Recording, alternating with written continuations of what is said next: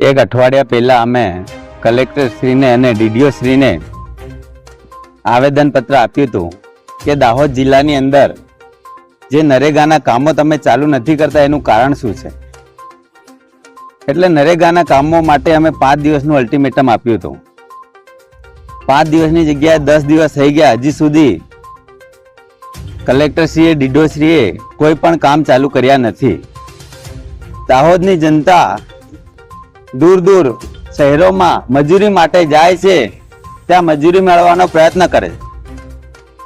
કોંગ્રેસની સરકારે કાયદો આપ્યો, પોતાના ગામમાં જ કામ મળે, 5 કિલોમીટરના એરિયામાં જ કામ મળે, તળાવો ઊંડા કરવાના કામ મળે, કેટલ શેડના કામ મળે, રોડ રસ્તાના કામ મળે, એલડીના કામ મળે. પરંતુ આ સરકાર કોઈને કામમાં આપવા માંગતી નથી. અમે 2 દિવસથી બેઠા છે અને હજુ પણ અમારી વાત ના સાંભળે તો અમે બેસવાના છે, અને તો પણ વાત નહીં સાંભળે તો અમે કલેક્ટર ઓફિસને અને જિલ્લા પંચાયતને સરકારી તમામ કચેરીઓને અમે તાળા પણ મારી નાખીશું.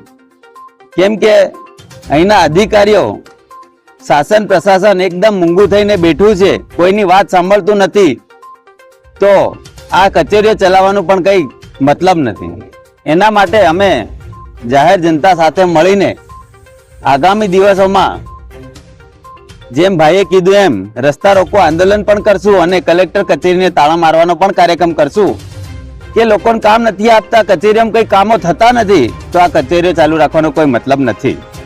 દાહોદ જિલ્લા પ્રમુખ હર્ષદભાઈ નીનામા.